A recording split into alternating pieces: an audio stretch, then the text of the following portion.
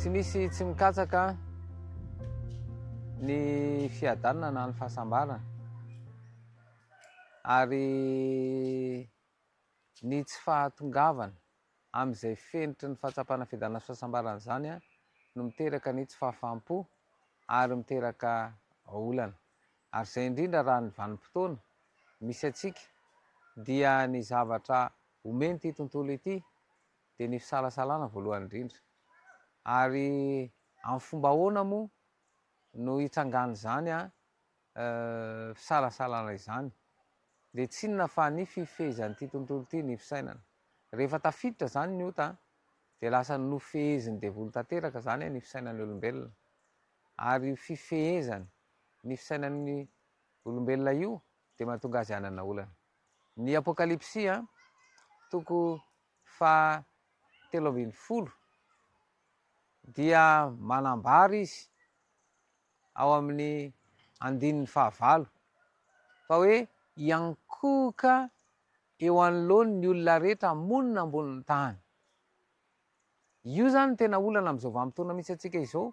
dia ty olam-piankofana ity. Ny atao hoe miankohoka mantsy a raha araka io teny io dia izao fifehezana ny fisainana hifantoka amin'izay zavatra eritreretina na saintsaina ary izay indrindra zany hoe lay hoe miankohoka eto zany dia hitantsika zany zao fa misy zavatra mahavariana ny olona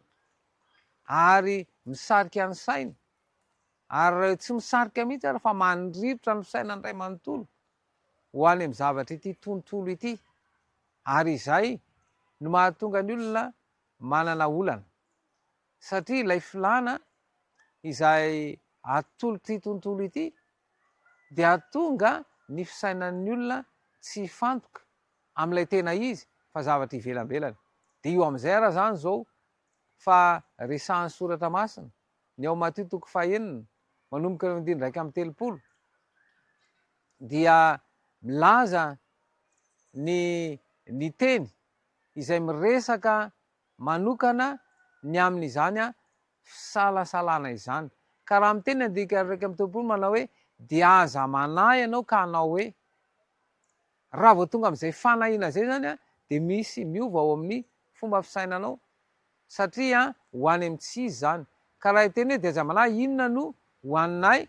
na inona no hosotronay na inona no hotafianay izany hoe lay filana andavanandro zany mampiahiahy io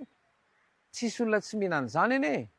fa misy sakafo hafa atolotrilay tontolo dia rehefa tsy io zany no hanina dia ohatrany hoe tsy nihinana tahaka an'izany ihany koa raha hoe inona no hosotronay ny ranotsotrany hoe io no nomeny-pahary fa misy an'ireo karazana zava-pisotro maro samihafa dia reny no tediavina hosotroana ary indrindrindra ny fitafiana raha amin'ny ankapobeny anie rehefa mandeha miantsena ny olona dia friperiny no azony ka tsy any amin'ilay fitafiana mihitsy zany fa ilay tsy manara-damody raha zay no ilazana azy ary zay no ifehezan'ity tontolo fisainan'ny olona dia tonga azy hoe manana olona satria rehefa tsy manaraka ny fenitra apetraka ity tontolo atao hoe tsara mahafinaritra dia tsy mahita fahafahampo ary ireny no mandritra ny fisainana ary mahatonga ny olona hanana olana ka izay fandroitan'ity tontolo fisainana izay mantsy a dia tonga ny olona tsy afaka ametraka amin'ny fiainana eo amin'ilay pahary satria dia anaraka ambokiny fotsiny ny amin'ny tolotra izay a omeny ity tontolo ity any ka tsy lasa tsy misy fitoniana dia eo ihany koa mampatonga ny hoe ity tontolo ity dia mitarika ny olona ho amin'ny firotorotoana ilay izy tsy hoe mirotoroto ny olona fa ny tokony ho fantatra dia hoe ao anatin'ny fotoana voafetra no anaovanao a zavatra anankiray kanefa misy zavatra tsy tokony ho vita ao anatin'ny adiny iray a ataonao ao dia izay mahatonga ilay firotorotoana ka ity tontolo ity mampiditra an'izay satria ny olona rehefa tafiditra anatina firotorotoana dia tsy tony ny fisainany a ary eo a no lasa manimba ny fomba fijeriny ary izay mihitsy no tia tontolo apetraka mba hamiliny fomba fijerin'ny olona hifantoka amin'ny tolotra omeny ity tontolo ity a dia tonga anazy a tsy atsapa fahafahampo dia lasa manaiky ny tolotra omeny tontolo a dia efa reran-tsaina kivy fa Jesosy miteny manao hoe rehefa toizana io teny io dia izao ny teneny hoe fa katsao aloha ny fanjakany sy ny fahamarinany dia hanampy anao zany rehetra izany rehefa mikatsaka ny fanjakany sy ny fahamarinana ianao dia azo fahafahampo satria ilay tena ilainy no omeny anao eo Ary rehefa ilay tena ilaina no omena dia hita fahafaham-po. Ary izay fahafaham-po zay dia da amin'ny katsao ny fanjakany sy ny fahamarinany dia hanampy anao izany rehetra izany.